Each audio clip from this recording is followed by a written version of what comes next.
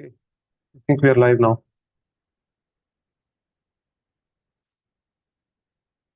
All right, so what I'm going to do now is that I'll share my screen and then we'll go through the agenda for today.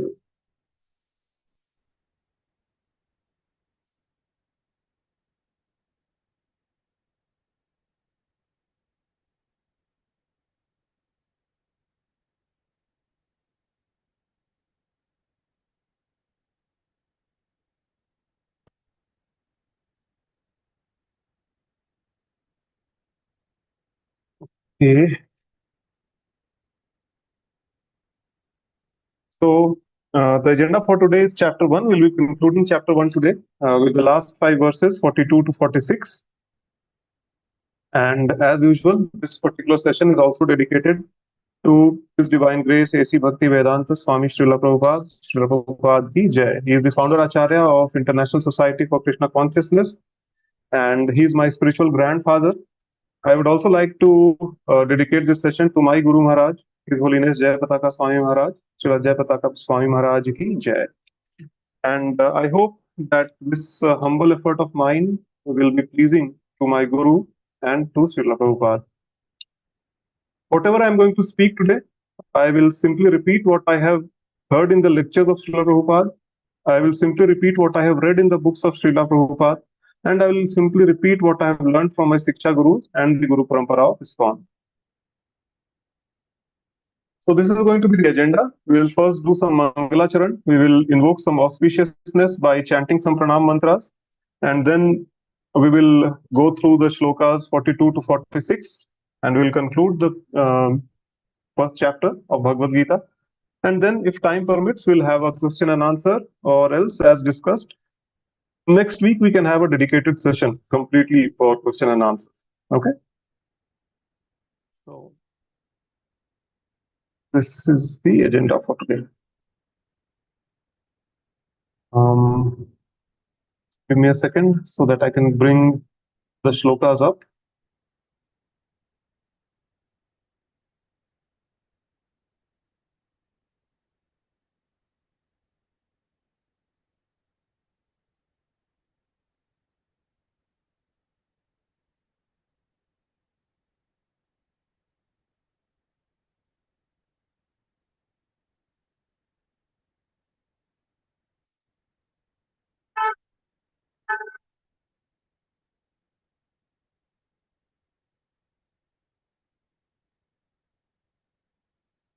Okay, Gita Mataji, you can just follow after me, and then we will read the translation as well as the purport. Okay. Okay. दोषे रहते कुलघ्ना नाम दोषे रहते कुलग्ना नाम वर्ण संकर कारके वर्ण संकर कारके उत्साद्यन्ते जाति धर्मः उत्स्यादन्ते जाति धर्मा कुल धर्माश्च शाश्वतः. कुल धर्माश्च शाश्वतः. Okay, you can read the translation and the purport, Madhavi, please. Okay. By the evil deeds of those who destroy the family tradition and thus give rise to unwanted children, all kinds of community projects and family welfare activities are devastated. The purport says community projects for the 4 orders of human society combined with family welfare activities as they are set forth by the institution of Sanatan Dharma or Varnashrama Dharma, Varnshrama Dharma, are designed to enable the human being to attain the ultimate salvation. Therefore, the breaking of Sanatana Dharma tradition by irresponsible leaders of the society brings about chaos in the society. And consequently, people forget the aim of life, Vishnu. Such leaders are called blind, and the persons who follow such leaders are sure to be led into chaos. Yes. So very nicely explained by Srila Prabhupada. Although just few lines of purport, but it gives so much depth to this particular shloka. So yes, we need to understand that we had understood the concept of Varna Shankara, right, in the previous verses. So Varna Shankara means that when all the male members of a particular society are destroyed, as we are about to see in this battlefield of Kurukshetra, Arjun is apprehensive of that fact that all the male members will be killed, and then what will happen? That the children and women will remain unprotected, and the irresponsible men from all around, they will actually come and uh, kind of pollute the women, and because of that, some unwanted progeny will come up who will be very irreligious in nature. They will not follow any religious principle. They will have complete disregard for all the religious principles which are there. So such kind of progeny is known as Varna Shankara, right? So Arjun is actually, very scared that this particular battle or this particular fight will result in a calamity, and it will not only kill all the members from both the parties, but it will also lead to the Varna Shankara in the society. And with that, what will happen? Irreligion will prevail, right? So, with this particular fear, he is trying to convince Krishna that, oh Krishna, let's not fight. Let's give up our idea of having the kingdom, and then we can live peacefully, right? So this is the kind of argument which Arjun is trying to give here. Okay, so the important thing in this particular verse that we see is that if the unwanted population or the Varna Sankara, they actually, if they take up to the leadership role in a society, then what happens? There is an utter chaos in the society. Why? Because since they are irreligious in nature, they have complete disregard for any what to say, religious practices or the Sanatan Dharma or the Varnashram system, which is basically meant for the upliftment of humankind, right? So that they can slowly, uh, step by step elevate themselves on the path of spirituality, and ultimately they can reach the ultimate goal of life, which is to break the cycle of life and death. Okay, this is the only aim of human life. Every other activity that we are doing all around is just like, what can I say, a time pass or a wastage of time, basically, including our own professions that we are engaged in. Okay, we have to earn money because the social setup is such that one has to have some money in order to sustain themselves, right? Otherwise there is no need for all these things. We have seen in the previous verses also that the animals, for example, say an elephant. An elephant eats 50 kgs a day, right? But an elephant doesn't have to go to office and slog for 10 or 14 hours to earn some money, and then they will get some food, right? It's not like that. Okay, so Krishna is taking care of an elephant also. He is taking care of a small ant also, right? So why he will not take care of the human beings? Now, this doesn't mean that we should give up our occupation and we should completely try to take to the renounced order of life. No, that is also not recommended in Kali Yuga. And let's not disturb the social order. Let's be sensible and let it be how it is. But the whole point is that if an unwanted population takes up to the leadership role, then there is an utter chaos because they forget all the basic principle of the basic aim of human life, which is to attain Vishnu or Krishna and to break the cycle of life and death. Okay, they will completely disregard all the Varnashram dharma which is there, or the eternal dharma, or the Sanatan dharma which is there, and then they will come up with their own philosophies and theories. Okay, so the entire society becomes chaotic, because of that.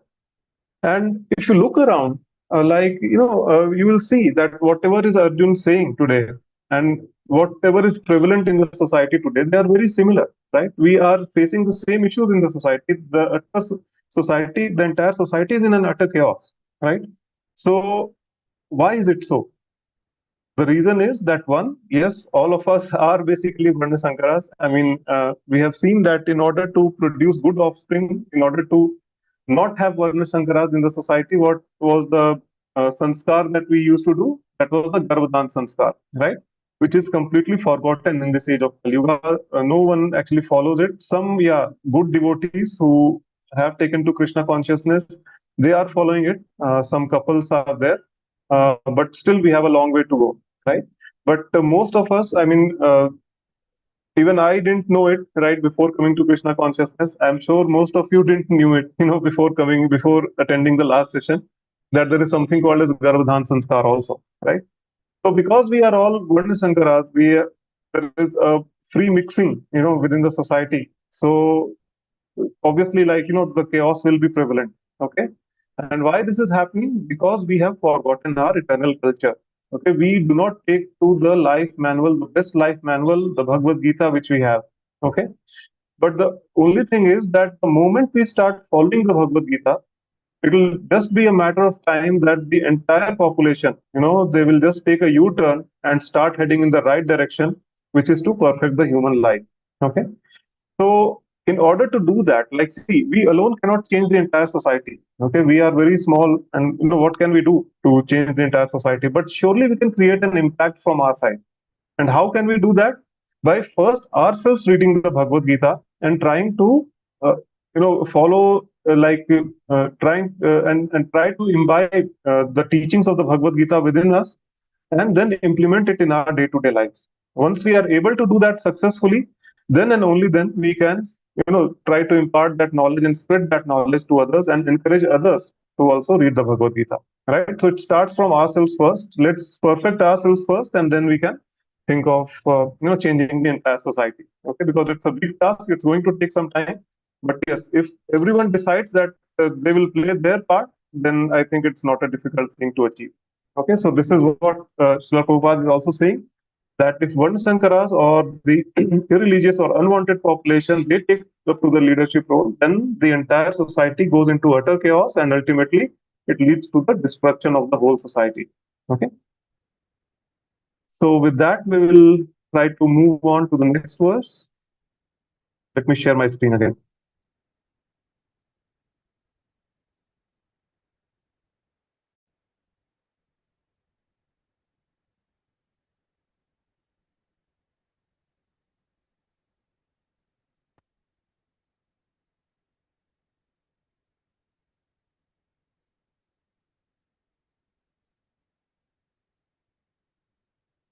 Okay. Usha Mataji, would you like to read? Let me go to the next verse. Yes. Please, if you can try yourself reading, if you need some help, then please let me know. I'll recite and you can follow. We'll read it, Prabhuji. You'll try to read? Okay. That's Yes. brilliant. Yeah, brilliant, Mataji. Come on. Thank you. उत्सन्न धर्माणां मनुष्याणां जनार्दन नरके नियतं वासो भवतीत्य अनुशुष्मा. Very nice. Very nice, Mataji. So happy to see you coming a long way. Yes, Prabhuji. After a long time, I'm coming on. Yeah. Yeah, please go ahead with the translation as well as purport. Sure. O Krishna, maintainer of the people, I have heard by disciplic succession that those whose family traditions are destroyed dwell always in hell. Arjuna bases his argument not on his personal experience, but on what he has heard from the authorities. That is the way of receiving real knowledge. One cannot reach the real point of factual knowledge without being helped by the right person who is already established in that knowledge.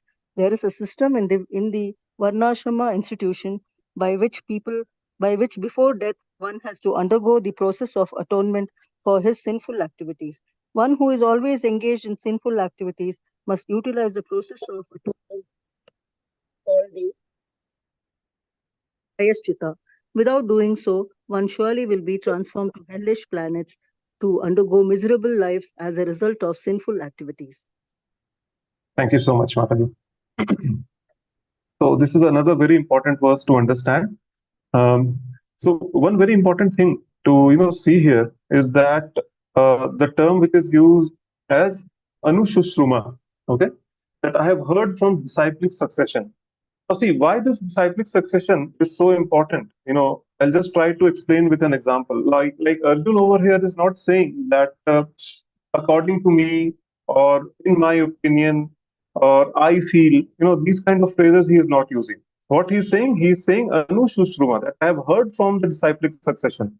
Okay, so he's laying a lot of stress on that Guru Shishya Parampara, which is there.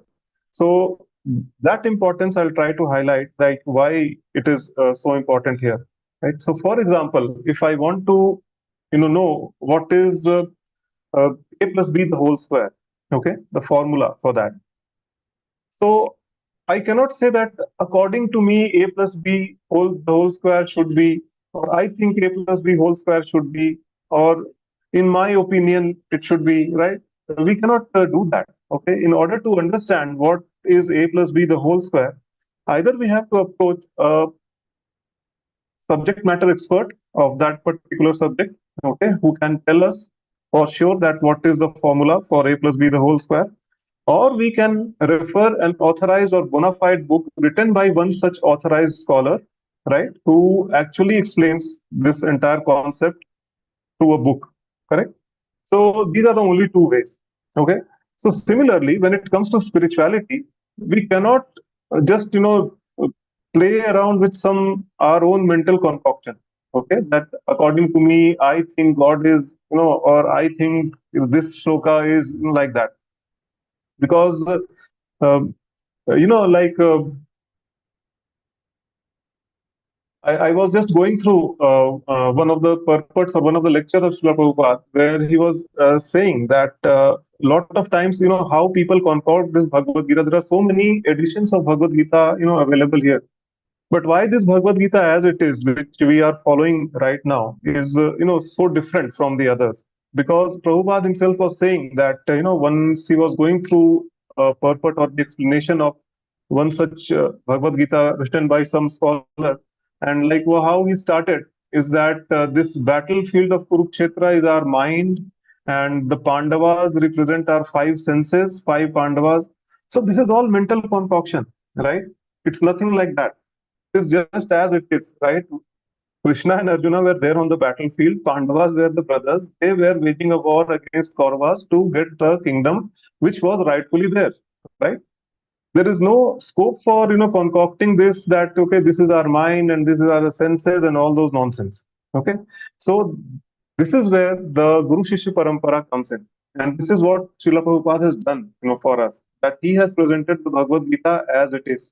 Okay, so no need to go anywhere else. Just try to listen to some authorized ISKCON speakers who are there. They are also very good, and best is that just follow the books Srila Prabhupada has written. Okay, in that way we will be in the Guru Shishya Parampara, and that is the reason why we lay so much stress on Siksha. Okay, all those who are in the group, basically the WhatsApp group, they must have seen my messages a few days back. Like continuously at regular intervals, we are encouraging people to take Siksha, right? So this is the reason why, that they should come in a bona fide Guru Shishya Parampara. They should come in a bona fide disciplic succession, right? So that they can understand first the Bhagavad Gita as it is, and then once they are mature, once they are ripe enough, they can just transfer that message to other people as well. Okay, so this is the importance of Guru Shishya Parampara. At no point of time, any authorized response speaker will see that they are using this term according to me, in my opinion, or I feel. We simply repeat what we have learned in the parampara, and we simply try to give references to the verses of the Bhagavad Gita, Srimad Bhagavatam, or any other Upanishads. Okay, so this is the most important aspect of this shloka. Another thing, what Prabhupada is mentioning, which is very important in this shloka, is the process of atonement. Now, this process of atonement is basically to remove all the sinful reactions in this present life itself. Okay, there is a system of maybe a ritual or some austerities or some penances that one has to perform in order to get rid of the sinful activities. Okay, but this process of atonement is basically very temporary. Like, yes, you can do some penances, you can perform some austerities, but and you will be cleansed of all your sinful reactions. But then that tendency to commit the sinful activities is still there within us. Okay, so it's just like taking a bath in the Ganges River, and then coming out and then performing the sinful activities again. Then what is the use, right? If you have noticed how an elephant takes a bath, like it goes to the river or any water body which is available, very nicely they take bath, and then when they come out, they simply throw the sand and mud all over their bodies. There might be some biological reason for doing that, but then what is the use, right? Like you take a bath and then dirtying yourself once again, correct? So, but then still, our Vedas suggest that there are certain sinful activities. Sorry, there are certain penances or certain atonements that we can do to get rid of our sinful activities, which are known as prayaschitta, right? And in order to do that, it's a long process, basically, correct? But then what Prabhupada is saying here is that there is a system in Varnashram institution by which before death one has to go under the process of atonement for the sinful activities. One who is always engaged in sinful activities must utilize the process of atonement called Prayaschita. Without doing so, one will be surely transferred to hellish planets and undergo miserable lives as the result of sinful activities. So, but the question here is that in this age of Kali Yuga, when our lifespan is so small, correct? Who has the time?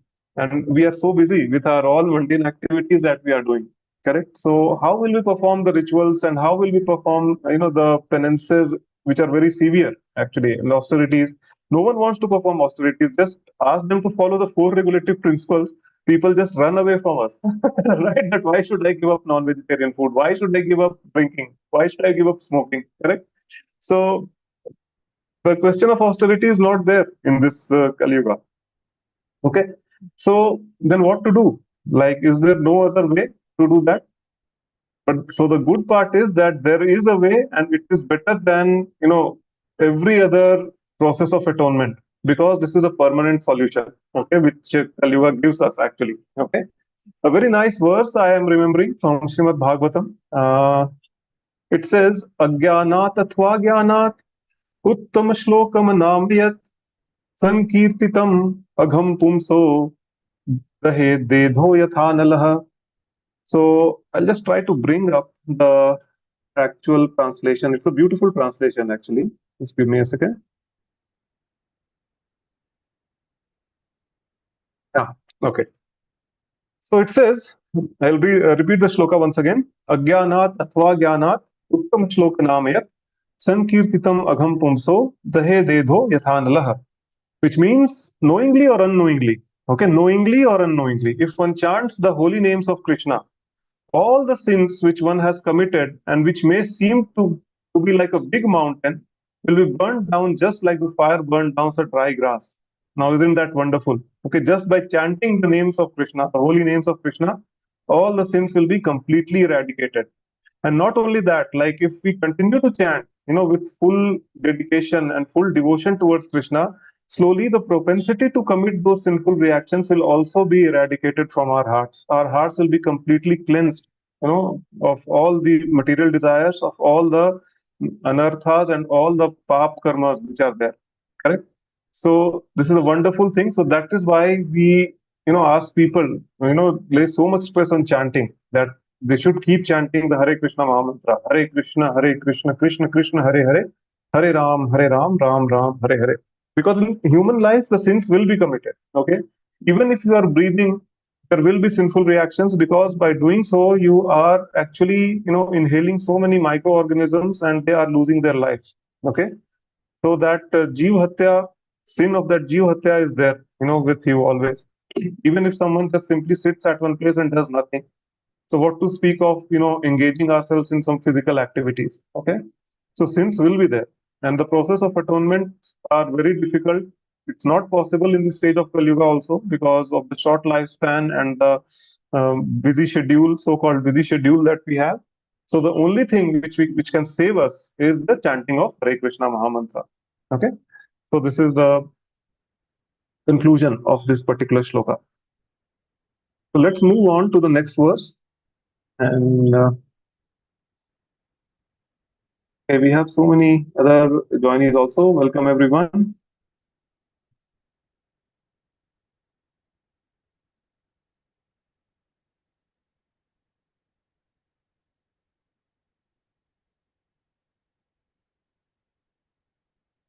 So, Ishita Mataji done.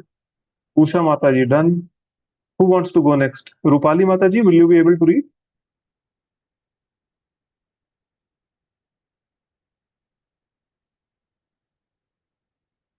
Yes. Samanvita Mataji, will you be able to read?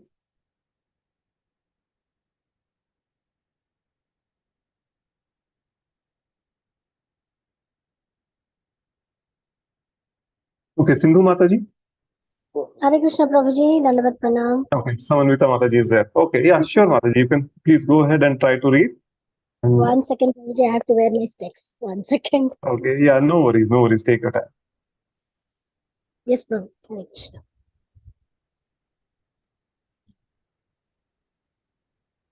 Aho bata mahat papam kartum vyavashita vayam yadrajya shukha lobhena antum swajanam udyataha.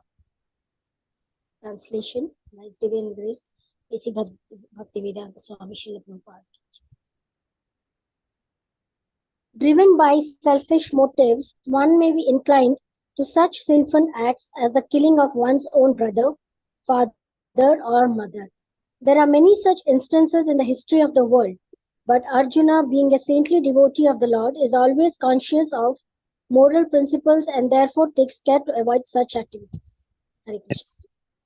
Nice.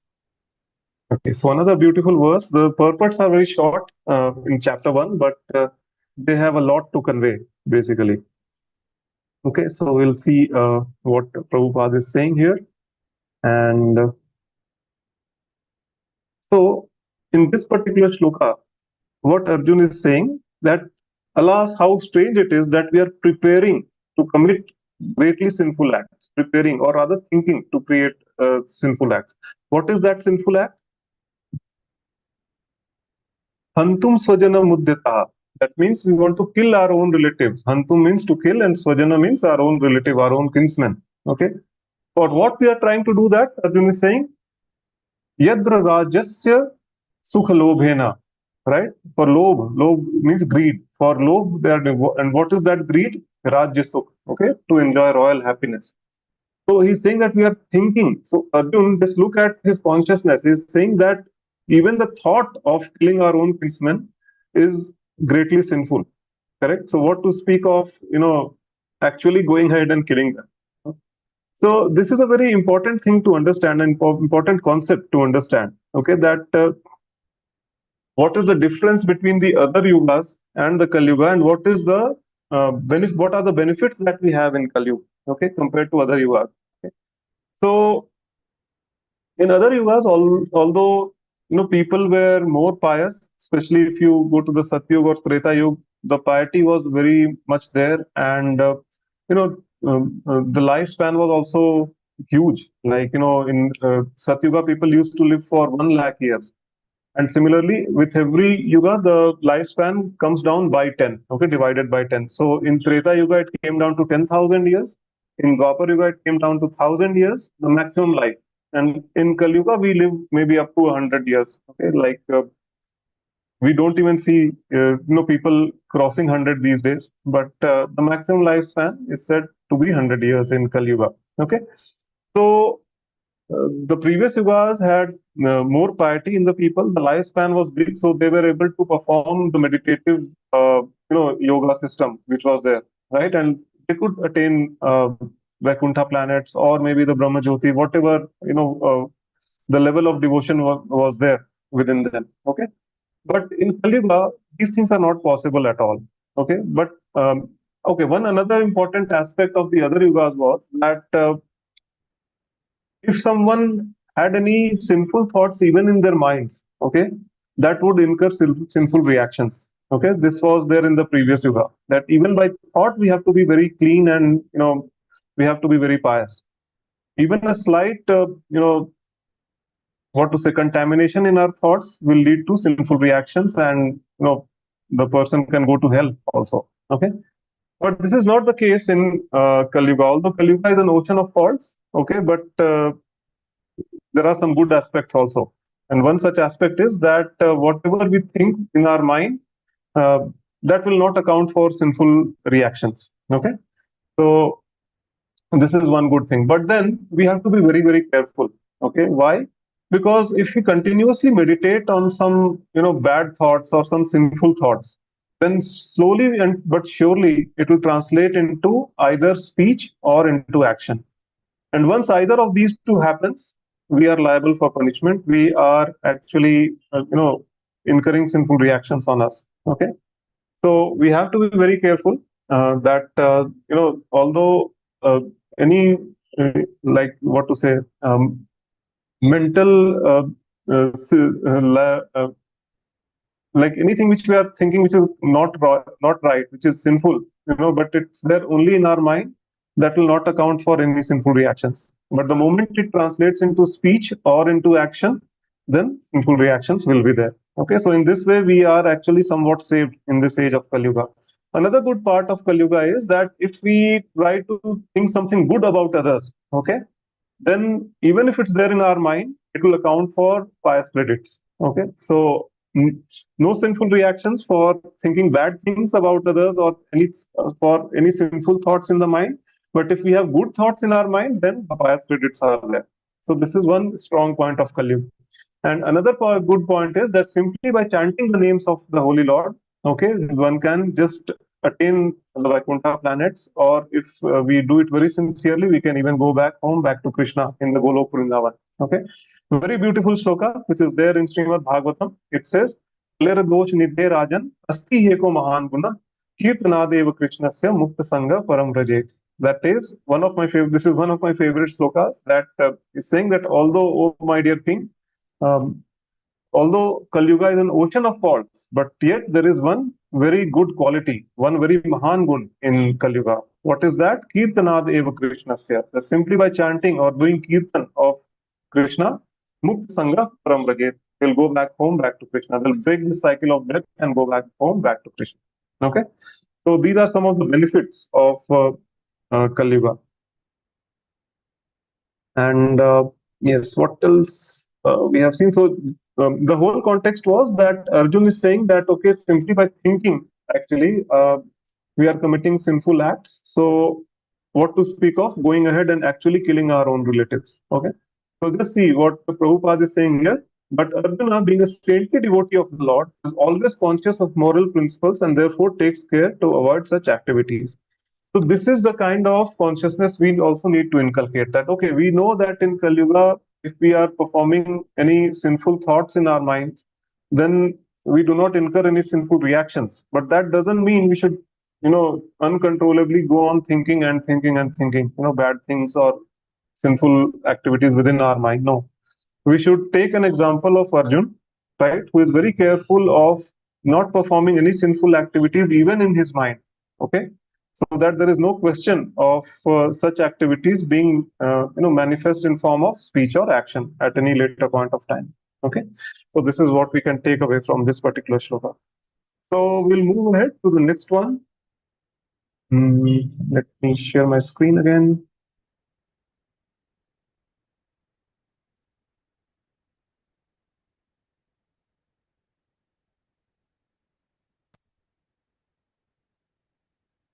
Okay, so let me read the next one. And which did we see?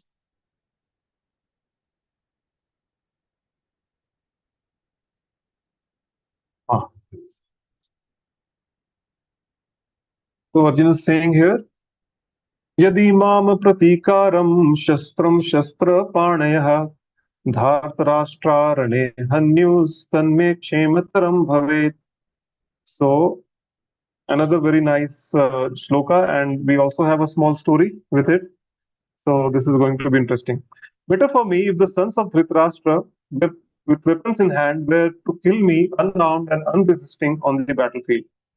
It is a custom, according to Kshatriya fighting principle, that an unarmed and unwilling foe should not be attacked. Arjun, however, decided that even if attacked by the enemy in such an awkward position, he would not fight. He did not consider how much other party was bent upon fighting. All these symptoms, very important point, all these symptoms are due to soft-heartedness resulting from his being the great devotee of the Lord. Okay? So very important verse and some nice takeaways from here. Okay. So now Arjun is saying here that, okay, oh Krishna, I am not willing to fight. Even if the sons of Dhritarashtra are ready to kill me, and even when I am unarmed and not willing to fight, it's okay. Okay, but I am not going to fight. So it may be questioned that why Arjun was doing that. So Arjun's thought process was that, okay, it might be just like a prayaschitta or an atonement for all the sins that I have committed by simply thinking of killing my own kinsmen. So let them kill me.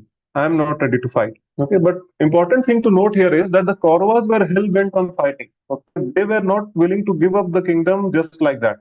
Okay, so everyone on the Kaurava side, they were bent upon fighting, and there was absolutely no scope for a compromise there. Okay, so then why this particular condition of Arjun is so pitiful, in this scenario? Okay, because not fighting for a Kshatriya means losing the occupation.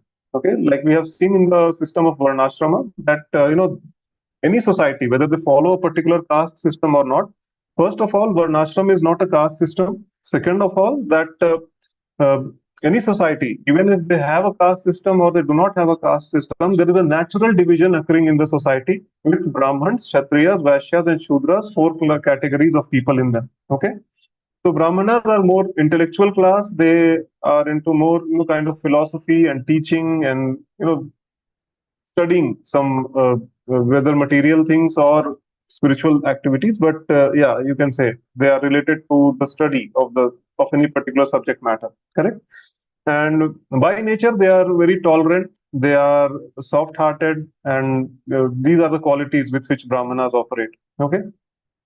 Uh, if you try to, like, money is never a motivation for a Brahmana. Okay, they are more into, they look at the bigger picture of things. Okay, so that is how Brahmanas operate. Secondly is the second comes the Kshatriya. Now Kshatriya means administrative class or the ruling class. Okay, so that is their occupation. Okay, to conquer a kingdom and then to rule over the people. Now, if a Kshatriya doesn't fight, or they are not willing to fight, then what happens? That means they are giving up their occupation. There is no other means by which Kshatriya can survive. Okay, the only thing left for a Kshatriya is begging, basically, right? So this is a very, like an awkward condition for a Kshatriya and a very pitiful condition for a Kshatriya, right? So even thinking of about begging is very disastrous for a Kshatriya. What to speak of actually giving up that occupation of fighting. Okay, so a very nice example, which I can like narrate here in this context is the uh, pastime of Bhim. Like if you remember in this 20th verse, I guess I narrated a pastime of Bhim and Hanuman. Right, there was a term which was used in that verse, Kapidhwaja, that Hanuman was seated on the flag of the Arjun's chariot. Okay, and how that happened, we had seen that Draupadi asked Bhim to bring some lotus flowers, very sweet-smelling lotus flowers, and he started walking, and then he meets Hanuman, and then some nice conversations take place. Hanuman blesses him, Lord Hanuman blesses him that he will be always present with the Pandavas. And then after that, what happens? That Bhim moves on. Okay, and finally he reaches the place where that lotus flowers were growing. There was a very beautiful lake within the middle of the forest, and that lake actually belonged to Kuvera. Okay, so Kuvera is, if anyone doesn't know, he is the banker of the demigods, actually. Okay, a very rich personality and very close friend of Lord Shiva. Uh, nice best friend to have, right? But yeah, so he's the banker of the demigods, and that particular water body, it belonged to him, and the lotus flowers also belonged to him. And because it was Kuvera's water body, there were a lot of yakshas and rakshasas who were actually guarding that lake. Okay, yeah. So what happened? That Bhim actually goes to that lake, and without taking anyone's permission, he just sees the lotus flower and dives into that lake and starts plucking the flower from there. So seeing this, all the yakshas and gandharvas and the rakshasas, they actually show up and they say that, what the hell are you doing? Like this particular water body, it belongs to Kuvera, so you just go and first seek permission from him. If he gives you the permission, then you can take as much lotus flowers as you want, but please, without any permission, do not try to pluck please don't try to pluck a single flower, okay, from this lake. So on hearing this, immediately Bhim jumped out of the lake and came onto the shore and then rowed, towards those yakshas and rakshasas. That I am a Kshatriya. Okay, I am not supposed to take any permission from anyone. Okay, begging is not my profession. So you can just imagine, what would have happened after that. All the rakshasas and the yakshas, they attacked Bhim, and needless to say, Bhim defeated all of them. okay, and took those flowers with him. So this is the Kshatriya mentality. This is the Kshatriya attitude. Okay, that they never go and seek permission for anything. Okay, they just go and conquer. Okay, they fight and they conquer. Okay, this is what a Kshatriya does.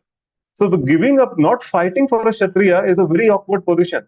Okay, so this is a very awkward position for Arjun, and this is one thing. And second thing, which is mentioned, Arjun is mentioning that let the sons of Dhritarashtra kill me even if I am unarmed. Okay, Mam Pritikarakam Shastram. Okay, that means let them attack, let them kill me, and even if I'm unarmed and I'm not opposing, I'm not willing to fight. In that condition, also I am ready to die.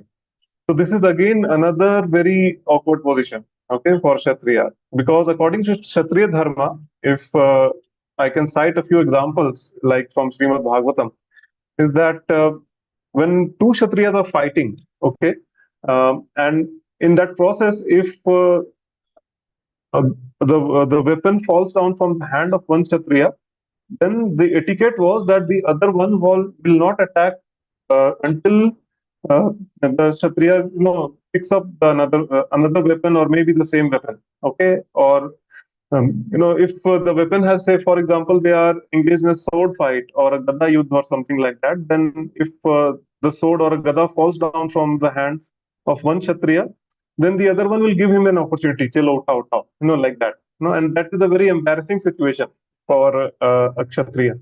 Or if the weapon falls down at a very far distance from him, then this particular Kshatriya, he also just throws away the weapon and then they engage in simple hand-to-hand combat, which is known as the Malla Yuddha, right? A wrestling kind of thing, right? And then they used to fight. So this was the etiquette at that time. It's not like Kali Yuga that we are having guns and pistols with us and just simply just shoot them. Right from a distance, no question of hand-to-hand combat at all, right? So right, or even if we are in the age of Kali Yuga, they're fighting with sword or a knife or something, they will just try to stab it in the back as well. Okay, so these are not the Kshatriya etiquettes. Okay, Kshatriya, previously the battle also was fought with a lot of rules and regulations, and they had very high standards in those times.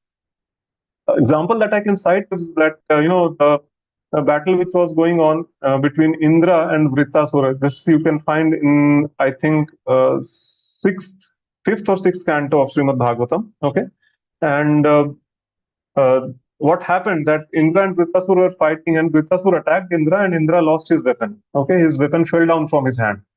So Vritasura said, "Acha, chalo, uthao. I am waiting till you pick it up." Similarly, in the second canto, we will see the fight which was happening between Varahadev and Hiranyaksh, right? So they were fighting, and Varahadev just gave one tight slap to Hiranyaksh, and he lost his weapon. Okay, so at that time also, Varahadev said, "Uthao, right? You first pick up your weapon and then come," like that. So this is the Kshatriya etiquette. But here we see that Arjun is not ready to do even that. He's ready that, okay, fine, I will not pick up the weapon, you just kill me. Okay. So this is a very awkward position for a Kshatriya. Okay. But Srila Prabhupada is mentioning here clearly that this particular situation is not because of the cowardness. Arjun was not a coward, right? He was a Kshatriya in every sense, right? But all these are symptoms are due to the soft-heartedness resulting from him being a great devotee of Krishna. Okay. So another thing which this particular verse teaches us is that we have to inculcate that soft-heartedness within us. Okay, he was so tolerant that he was even ready to die at the hands of Kauravas, in a non-resisting way. Okay, so at times, especially in this Kali Yuga, people are very quarrelsome. This age is of basically quarrel and disagreement. Okay, Kali Yuga is an age of quarrel and disagreement. So people are, very easily triggered. Okay, like anger is just sitting right on the nose of everyone. Okay, with a small argument is there or small disagreement is there, and people are very eager to fight actually, right? So we have to be tolerant in such a situation, because if we have to exist in a society, in a proper society, in a peaceful society, then everyone has to be little tolerant and little understanding that, okay, everyone may not think the way we do, right? So difference of opinions will be there, and the best thing is to talk it out. Okay, so in devotees, these qualities, they come naturally, right? Because we have seen, like we'll also see in the Bhagavad Gita and in other scriptures also, it has been clearly mentioned that those who are pure devotees of the Lord, all the good qualities of demigods, they automatically manifest within that person. Okay, so for devotees it's not a problem, but this particular shloka of Bhagavad Gita inspires us to, become a pure devotee of Lord and to become little more tolerant towards others. Okay, so this is what is being said here. So this brings us to the last shloka of the Bhagavad Gita, chapter 1, and we will just read it and we will conclude the session for today. Let me share my screen again.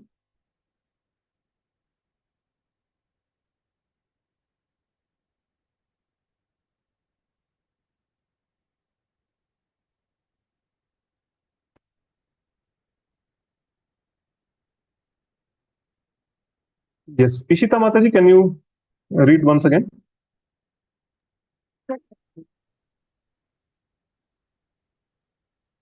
Mataji, I think you're on mute or I can't hear you. Is it just me or others are also not able to hear? Mic testing. Yes, I can hear it now. Okay, Prabhuji. Yeah. Just repeat after me, Mataji, please. Sanjay Uvacha Sanjay Uvacha Eva Muktvarjuna Sankhe Eva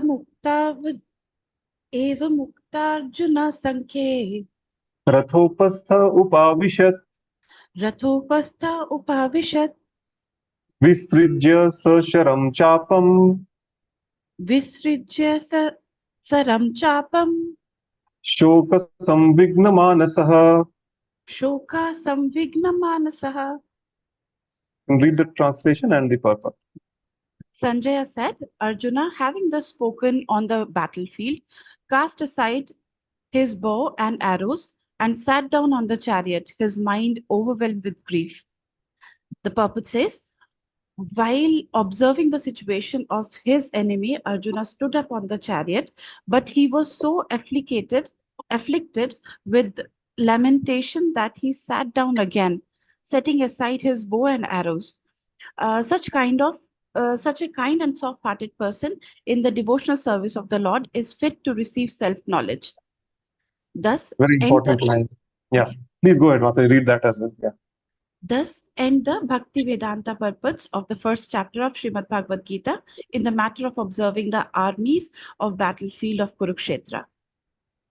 A very important line here. Such kind and soft-hearted person in the devotional service of the Lord is fit to receive the knowledge. So a hard-hearted person can never progress in devotional service, right? We have to be soft-hearted. Only then we will be, feeling that emotional ecstasy, of which comes along with devotional service, right?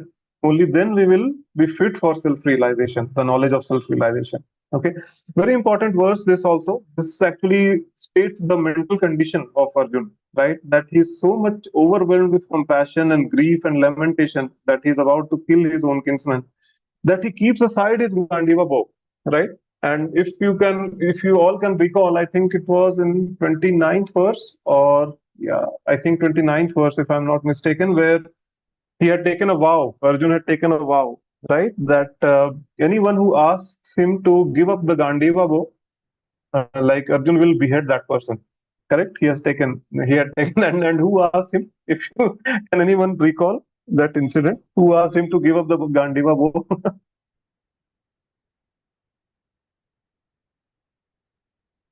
So it was Yudhishthir, actually, right? So when Karna was actually firing on all cylinders towards the end, almost end of the Mahabharat war, Kurukshetra war, so Yudhishthir got injured and he actually went back to his camp to recapitulate, right? And Arjun came looking after him, very concerned, just to see that his brother was okay.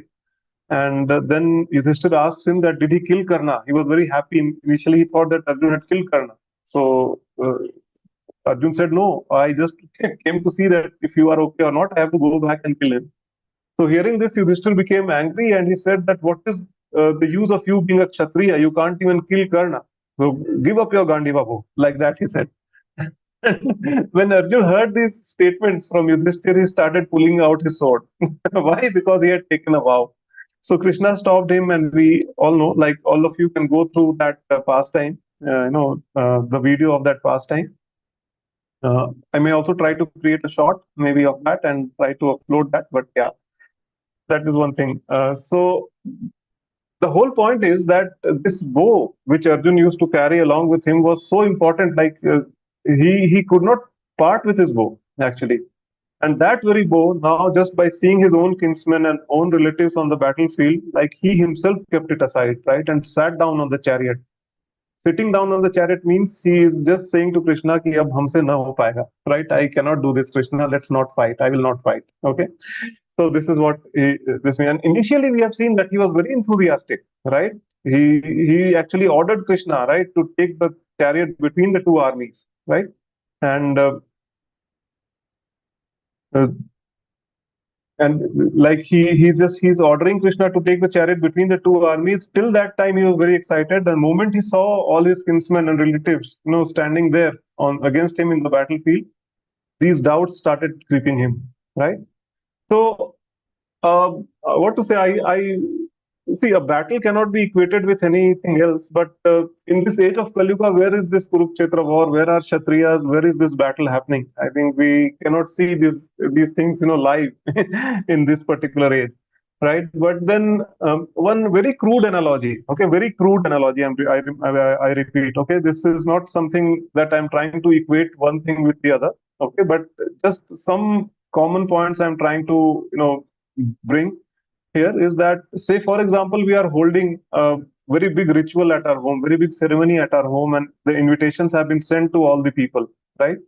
And the date of that ceremony has arrived.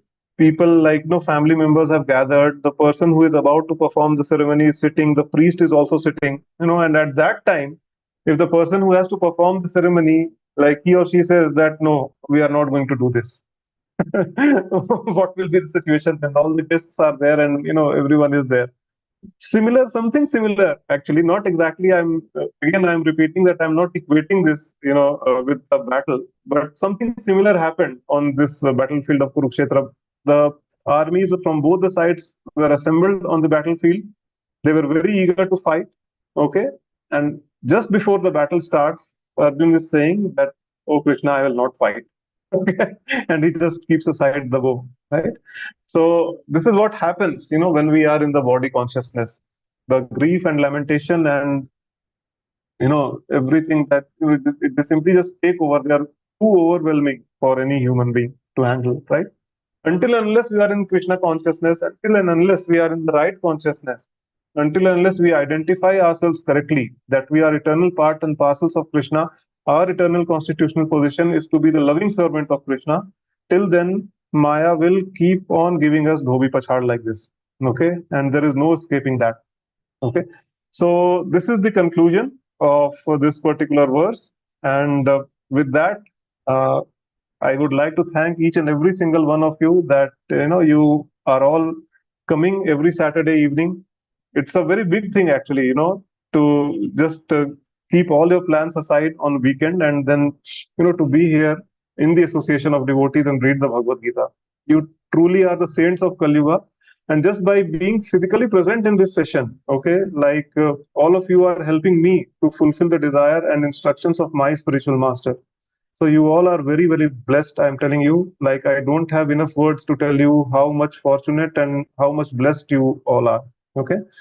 So with this, we come to an end of chapter 1 of Bhagavad Gita. We'll start the chapter 2 maybe next to next week. I think Ishita Mataji has, just given a very nice suggestion that we will be, they have a lot of questions, some people. So next week, we'll simply dedicate one full complete session on question and answers. Okay.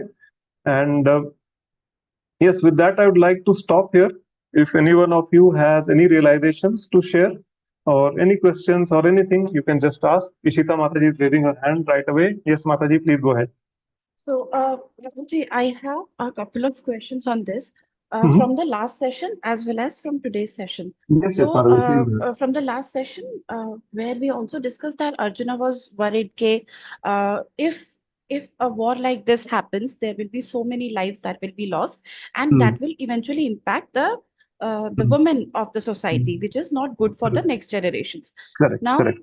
with this, while researching this part a little more, I also found one article written by uh, a non-Sanatana Dharma person. Why Mhm. I'm saying non-Sanatana Dharma person? Because that article was, I mean, there was that wasn't very conclusive. It talks about the gender parity that suddenly dropped down. I mean, Mhm. the ratio suddenly dropped down because of something. They do not have an Mhm. answer, but probably as we read in Bhagavad Gita, the Mahabharata Mhm. happened, and of course, so many lives were lost. Mhm. Does Mahabharata talks anything? Sorry, that's my little one. Mhm. Does Mahabharata talks about how that gender parity was handled at a later stage? Because that will give us some answers. I mean, when the situation was really getting disturbed after Mhm. the gender parity happened, Mhm. how that was made little better, because that was still not Kali Yuga. That was still Yeah. uh, Yeah, that was still Dwapar Yuga, Mataji, but I think Kali Yuga had already crept in. Okay, it was the end of Dwapar Yuga, right? So it is said that after the battle of Kurukshetra, Pandavas ruled over the kingdom of Hastinapur only for 37 years. Okay, and after that, the grandson of Yudhishthir Maharaj, the Parikshit Maharaj, he became the king of Hastinapur. Okay, and Pandavas had quit their bodies after that. Okay, so Kali Yuga had already entered, and it had started. It tried to spread uh, in the society basically, but Parikshit Maharaj caught him actually. Okay, and that Kali personified. He caught hold of him, and he said that you cannot live in my kingdom. You just go away from here. So Kalyuga was also very intelligent. So he said that, okay, but you are saying to leave the kingdom, but where should I go? This entire planet belongs to you. That's this entire planet is your kingdom. Okay, so you tell me what to do. So he said that, okay, I give you four places where you can reside. Okay, one is the place where uh, what to say, a slaughterhouse. Okay, where the animals are killed. Okay, you can reside there. Second is place where gambling takes place. You can reside there. That means all the casinos which are there, slaughterhouses, casinos. Third is the place where prostitution takes place. Okay, you can reside there. And finally, you can reside at uh, intoxication is also done. Yeah, place where drinks are served, okay, or intoxication takes place. Okay, that means all the bars which are there. So these are all four places where Kalyuga resides, and these are the four regulative principles that we follow. Okay, we try to avoid these places and these activities altogether. Okay, so when you speak of gender parity, see, already the damage was done after the Kalyuga war. Okay, and after that, as I said, that there was an increase in the Varna Sankar population. Okay, so obviously that population was very religious. As long as Parikshit Maharaj was there, things were under control. But then, he was also in the Srimad Bhagavatam, you'll read that, he was also cursed by the son of one of the sages. And he also like quit his body, after hearing Srimad Bhagavatam from Shukdev Goswami. So after Parikshit Maharaj left, everything was into chaos. Okay, and at that time, basically all these sages at that time who were there, they met in a place called Naimisharanya, and they actually uh, tried to brainstorm that what could be done. Neither Krishna is here now nor the Pandavas are there, and Parikshit Maharaj is also gone. What will be the fate of the people of Kalyuga? How will they be saved? Because Kalyuga, like, it will be an ocean of faults. There is no scope for anyone to break the cycle of life, death, and rebirth. So in that scenario, there was one sage known as Shonak Muni. He said that, okay, Vyasdev has given us Srimad Bhagavatam. So that Srimad Bhagavatam is non-different from Krishna, and persons who follow the principles of Srimad Bhagavatam and the teachings of Bhagavad Gita, they will be saved, and rest all will be like completely polluted. Okay. So this gender parity, that has never happened, Mataji, to answer your question. Okay, as Kali Yuga progressed, actually it has only deteriorated, right? The reasons can be many. okay, that obviously uh, people became more irresponsible because of the unwanted population that grew. And in that, what happened that both men and women, they are actually drifting away from their eternal dharma. Okay, that there are certain rules and regulations set aside for men to follow. There are certain rules and regulations which are set aside for women to follow. Right? Neither of them are actually following that.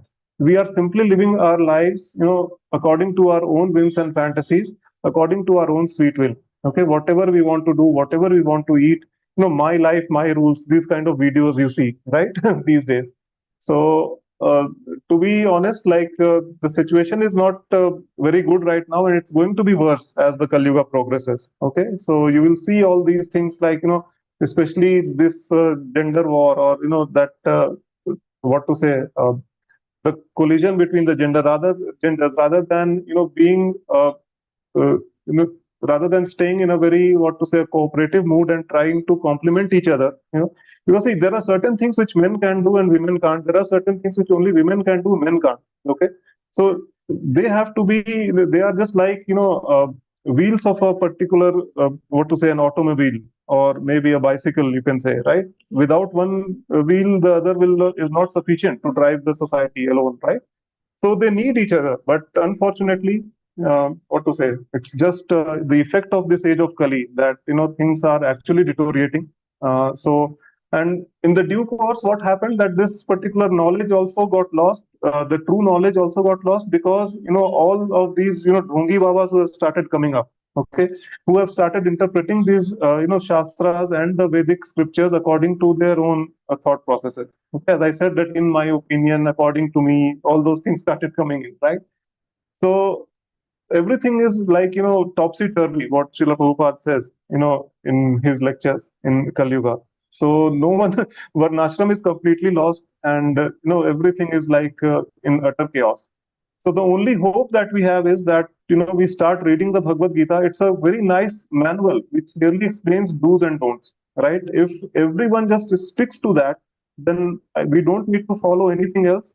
Bhagavad Gita is more than enough to take us home back to Godhead, back to Krishna. But yes, we have to do it, and we that effort should be there from our side. Okay. So to answer your question, yes, that disparity is there, and it will continue to be there as per the scriptures. But yes, if people who take to Krishna consciousness, people who read the Bhagavad Gita regularly, people who chant the Hare Krishna Mahamantra, they will be actually saved from these evil effects of Kali Yuga. Did I answer that, Mataji? Yes, Prabhuji. I have one last question. Yes. Was Bhagavad Gita given or spoken to any of the Brahmins? Because Arjuna was a Kshatriya, basically, and he had things to take care of. But then, if you see Brahmana, I mean, they will have more knowledge to understand, to absorb, Yes. and preach the Bhagavad Gita. Correct. Yeah. Very good Was it- question. Very good question, Mataji. I think the answer you will get in the 4th chapter of the Bhagavad Gita. Okay. So, Okay. yes, by default, like we understand, as you are saying, you are right that okay, Brahmanas are more well equipped to understand the Bhagavad Gita and everything. But why only Kshatriyas? Okay. So we will see in the 4th chapter that this particular knowledge, which is the divine knowledge, it is meant for the kings actually, Rajarshis. Okay, who so kings who are very pious and who follow the religious practices very nicely. They are known as Rajarshis because they are rajas as well as the rishis. Okay, so it is meant for them. Why? Because they are in a very elevated position. So any person who is in an elevated position, people try to simply emulate them or try to follow on their footsteps. Okay. So if someone who is maybe say a prime minister or in a role of a president or or a head of the state, if that person is very pious and follows very religious principles very nicely, then automatically it will have a very positive effect on the entire society. A Brahmana, on the other hand, is someone who operates alone, basically. Okay, like okay, fine, like when some invitation is there to give some talks or maybe to perform some pujas, they will be there, they will speak, and it will be like okay, come and go kind of thing. Okay, but a person who is in a authoritative position, who is continuously right, what to say, in a ruling position, right, then whatever he says or she says, people will simply follow it. Okay, they will just try to emulate him. So emulate him or her. Okay, so in keeping that in mind, this particular divine knowledge is actually, Krishna is saying in the 4th chapter that it is meant for the Rajarshis. So he actually imparted this knowledge first to the sun god Vivaswan. Okay, and that was many years before Bhagavad Gita was spoken. And from then Vivaswan actually gave it to Manu, his son. And then from Manu, it went on to Ishwaku. From Ishwaku is the same person in whose lineage Lord Ramchandra was born. Okay. So Krishna says that in due course of time, what happens that this knowledge actually, the chain of this knowledge is the chain of disciplic succession through which this knowledge is transferred is broken. So he says that paritranaya sadhunam vinashaya cha duskritam dharma sansthapanarthaya sambhavami yuge yuge. That means to remove all the miscreants from the society, to protect all the pious souls, and to re-establish the principles of dharma. I will come, I will, incarnate myself in each and every yuga over and over again. Okay? So the reason why this was spoken to Kshatriya, or this knowledge is given to Kshatriyas, because they are the ruling class, and if they are leading a good pious life, then obviously the masses will follow them. Okay, a Brahmana alone cannot do that. Okay, so Kshatriyas are basically more influential. That is why it is being spoken to them. It is basically meant for them. Right? I hope I answered that, Mataji. Yes, Prabhuji. Thank you. Okay. Anything else by anyone? Any questions, any queries, any realizations?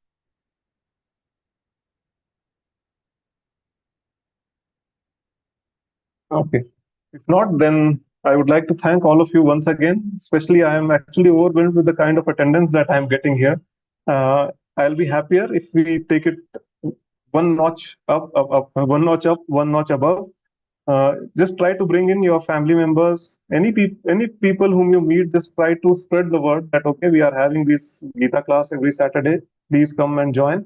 Let them come and let them see. Like if they are liking it, they can just stay back, or if they are not, then they can leave. I mean, there is no forcing anyone over here. But at least try to spread the message. Okay, do your part, and then let's leave the rest to Krishna. Okay. With that, I would like to conclude today's session. We will meet next week. It will be a purely question and answer session. And then after that, we will start with the second chapter of the Bhagavad Gita.